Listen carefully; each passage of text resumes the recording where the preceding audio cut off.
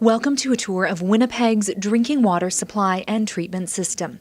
We use leading-edge technology to treat the water as it passes through many stages, including coagulation, flocculation, dissolved air flotation, filtration, and 3 types of disinfection. Our system protects public health by virtually eliminating the risk of waterborne disease and reducing the level of harmful disinfection byproducts. It also improves the taste, odor, and appearance of our tap water. Shoal Lake has been our source of water since 1919. It's located 136 kilometers from Winnipeg at the Manitoba-Ontario border and is approximately 92 meters higher than Winnipeg.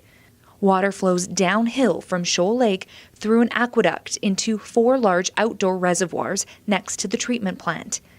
The aqueduct is a large concrete pipe that carries up to 386 million liters of water per day to the reservoirs. The reservoirs hold up to 1.8 billion liters of water, which on average is enough to supply Winnipeg for about 30 days. Water flows from the reservoirs through 2 large pipes into powerful pumps that move the water into the plant for treatment. This $300 million state-of-the-art facility features a highly automated system that monitors and controls a wide variety of instruments, mechanical equipment, and electrical equipment, including 40 processors, 140 pumps, 2,300 valves, and 1,400 instruments. It can treat up to 400 million liters of water per day. In this first treatment step, we add sulfuric acid and ferric sulfate as the water flows into the plant. Sulfuric acid lowers the pH of the water and makes this stage of treatment more efficient. Ferric sulfate, a coagulant, causes the naturally occurring particles of organic material in the water to attract each other. The water enters flocculation basins where large mixers slowly stir the water, causing the particles to collide and stick together, creating large clumps. Now that large clumps have been formed in the water, the next treatment step is to remove them. We do this in dissolved air flotation tanks. We inject a stream of water supersaturated with air into the flocculated water, which is flowing into the bottom of the tanks. Tiny air bubbles are released into the water and carry the clumps to the top of the tanks. Skimmers remove the floating clumps from the surface of the water. The clumps are pumped into an area for further processing. The treated water is collected from the bottom of the tanks. The water flows from the dissolved air flotation tanks to chambers where ozone is added. This step, called ozonation, does 3 things. It provides the first level of disinfection by destroying most of the harmful bacteria. It improves the filter performance in the next treatment stage, and it improves the taste and odor of the water. We make ozone by applying electricity to liquid oxygen. At the end of the ozone chambers, we add sodium bisulfite to the ozonated water to remove any leftover ozone. The water now flows into filter tanks containing biologically activated carbon. The filters remove any remaining small particles in the water, including parasites. Good bacteria growing on the filters remove some of the remaining dissolved organic material. This reduces the level of disinfection byproducts in the water. We clean the filters regularly by pumping air and water backwards through them. The backwashed water is pumped to an area for additional processing.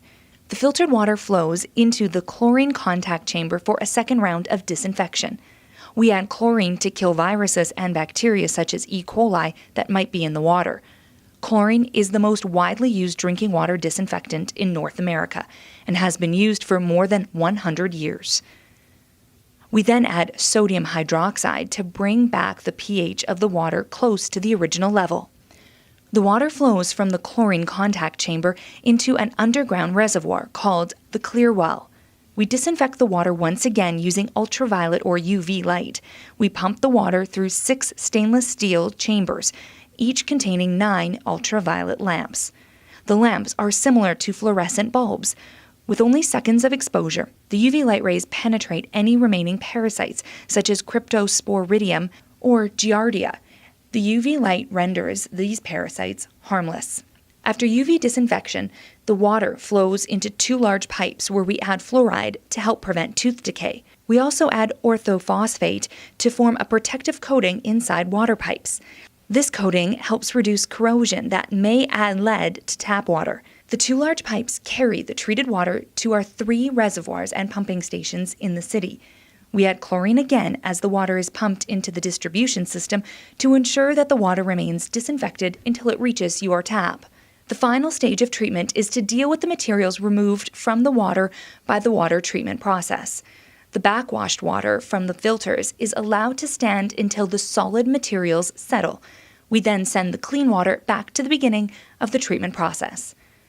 We pump the settled out material from the filters and the clumps of particles from the dissolved air flotation process to outdoor settling ponds next to the treatment plant. The pond contents go through the natural freeze-thaw cycles, which separate the liquid and the solids.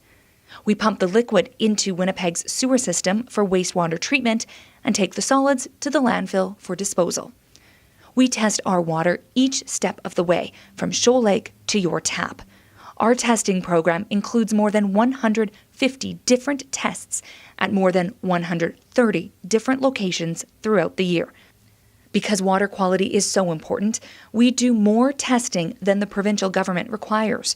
Our certified professional team is dedicated to ensuring our community enjoys safe, high-quality drinking water that meets provincial regulatory requirements and falls well within Health Canada guidelines.